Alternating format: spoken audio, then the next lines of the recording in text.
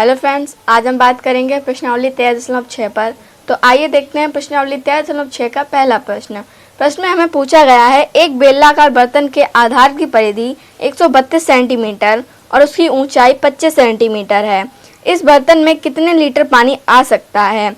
1000 centimetre cube बराबर 1 litre, यानी कि 1 लीटर बराबर 1000 सेंटीमीटर क्यूब दिया गया है। तो हमें ज्ञात करना है कि इसमें कितने लीटर पानी आ सकता है। एक बेलनाकार हमें बर्तन दिया गया है जिसकी हमें परिधि दी गई है, आधार की परिधि, और उसकी ऊंचाई दी गई है। तो आइए देखते हैं प्रश्न नंबर पहला। देखिए, हमें पता है कि आधार की परिधि हमें प्रश्न में दिया गया है 132 सेंटीमीटर, और आधार की परिधि का सूत्र होता है हमारा 2 पाई आर, यानी कि 2 पाई आर बराबर 132 सेंटीमीटर दिया गया है। और हमें 2 और पाई का मान पता है, और आर हमें ज्ञात करना है। तो आइए देखते हैं, हम लिखेंगे 2 इंटू पाई का मान होता है 22/7 इंटू आर हमें ज्ञात करनी है बराबर 132 सेंटीमीटर।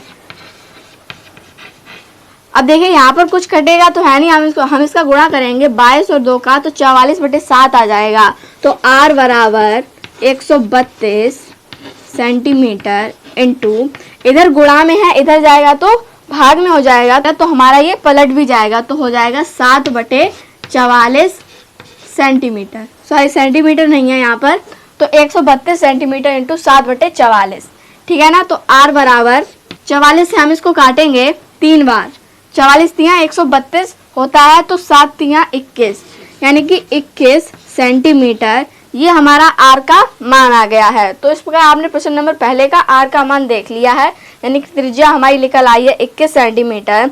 और हमें ज्ञात करना है बेलनाकार बर्तन का आयतन। तो बेलनाकार बर्तन का आयतन होता है पाई आर स्क्वायर एच। हम लिखेंगे, तो बेलनाकार बर्तन का आयतन होता है पाई आर स्क्वायर एच। तो पाई का मान हमारा होता है 22/7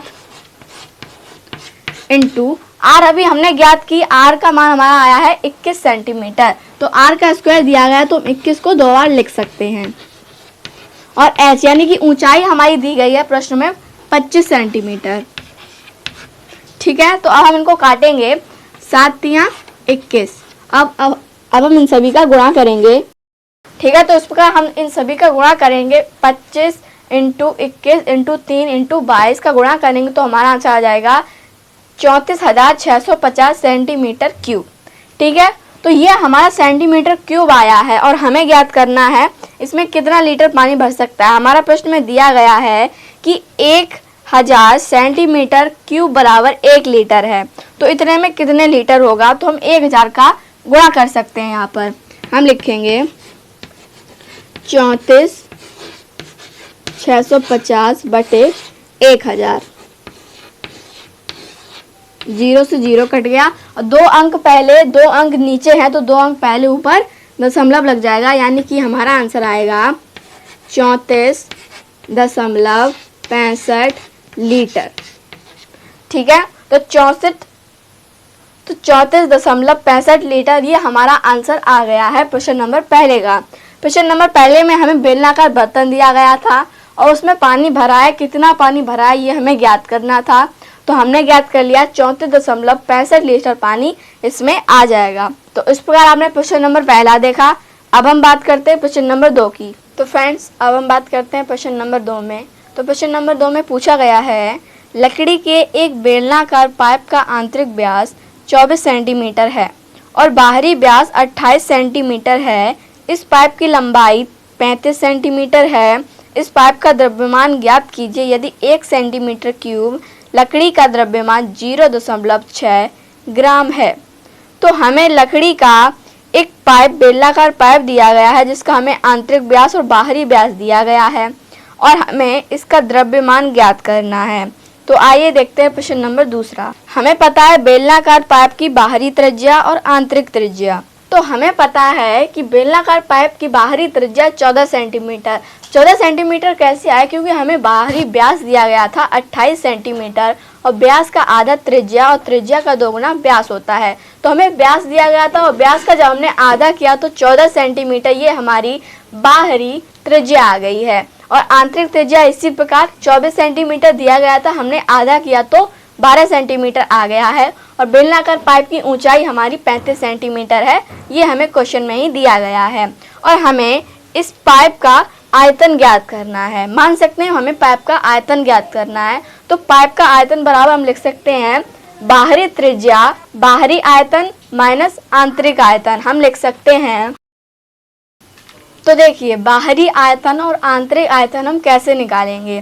देखिए बाहरी आयतन और आंतरिक आयतन ये हमारे अलग अलग आयतन है, ना कि एक समान। तो बाहरी आयतन को हम एक मान सकते हैं, यानी कि बेलनाकार पाइप का आयतन। तो बेलनाकार पाइप का आयतन होता है हमारा पाई आर स्क्वायर एच। इसका भी पाई आर स्क्वायर एच रहेगा और इसका भी पाई आर स्क्वायर एच रहेगा। तो हम लिखेंगे pi r square h minus pi r square H.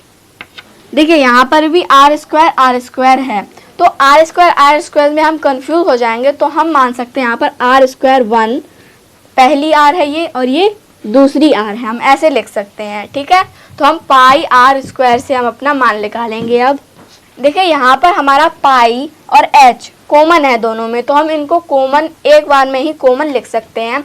हम लिख सकते हैं पाई एच और हम कोष्ठक में लिख सकते हैं R1 square minus R2 square. ठीक है, अब हम इसको सॉल्व करेंगे।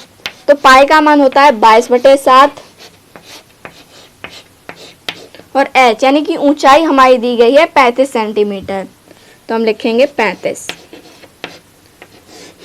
और R1 हमारा हमने माना है बाहरी आयतन, तो बाहरी आयतन हमारा है 14 सेंटीमीटर, ये हमारी त्रिज्या है। 14 का स्क्वायर माइनस 12 का स्क्वायर। ठीक है, तो 7 को हम इससे काटेंगे 5 बार और 22 और 5 का जब हम गुणा करेंगे तो हमारा आंसर आएगा 110। तो हम यहाँ पर लिख सकते हैं 110। ठीक है, 14 का और 12 का स्क्वायर, तो 14 का स्क्वायर होता है 196 और 12 का स्क्वायर होता है 144। हम लिखेंगे 196 माइनस 144। ठीक है, तो 110 इंटू लगा सकते हैं। जब 196 में से 144 जाएंगे तो हमारे 52 बचेंगे, लिखेंगे 52। 110 इंटू 52 हमारे कितने यहाँ पर सेंटीमीटर। तो जब हम इनका गुणा करेंगे तो हमारा आंसर आ जाएगा 57-20 सेंटीमीटर क्यूब। ठीक है, क्योंकि यहाँ पर भी 1 सेंटीमीटर है। 110 जो है वो सेंटीमीटर में, क्योंकि हमारे 35वें सेंटीमीटर में तो थे, तो जब हमने इससे काटा तो 5 हमारे सेंटीमीटर थे, तो 22 और 5 का गुणा किया तो 110 सेंटीमीटर आ गया था। तो सेंटीमीटर और सेंटीमीटर स्क्वायर मिलकर सेंटीमीटर क्यूब बन जाते हैं। तो 57-20 सेंटीमीटर क्यूब ये हमारा गुणा आ गया है। और हमें प्रश्न में दिया गया है, पूछा गया है कि 1 सेंटीमीटर क्यूब बराबर 0.6 ग्राम है, तो इतने में हमारे कितने ग्राम आएंगे। तो हम देखेंगे 1 सेंटीमीटर क्यूब बराबर 0.6 ग्राम है, तो 5720 सेंटीमीटर क्यूब बराबर कितना होगा। तो हम लिखेंगे 57-20 इंटू 0.6। हम 0.6 को 0.6 भी लिख सकते हैं और 0.6 भी लिख सकते हैं। ठीक है, तो हम इसका गुणा करेंगे तो हमारा आंसर आएगा 34-32 और 1 अंक पहले यहाँ दशमलव लगाया तो यहाँ पर भी हम दशमलव लगा देंगे। तो ये हमारा आंसर आया है ग्राम में। चाहे तो आप इतना भी कर सकते हैं, चाहे तो आगे भी कर सकते हैं। तो इस प्रकार आपने प्रश्न नंबर दूसरा देखा। प्रश्न नंबर दूसरे में हमें पूछा गया था कि हमें एक पाइप दिया गया है, बेलनाकार पाइप, और उसके अंदर कितना ग्राम यानी कि कितना द्रव्यमान आ सकता है। तो हमारा आया है 3432 ग्राम हमारा द्रव्यमान आ सकता है। तो इस प्रकार आपने देख लिया। हम 3432 को हम किलोग्राम में भी कर सकते हैं। जब हम 3432 को किलोग्राम में करेंगे तो हमारा आंसर आएगा 3.432 किलोग्राम। ठीक है, तो इस प्रकार आपने प्रश्न नंबर दूसरा देखा। अब हम बात करते हैं प्रश्न नंबर 3 पर।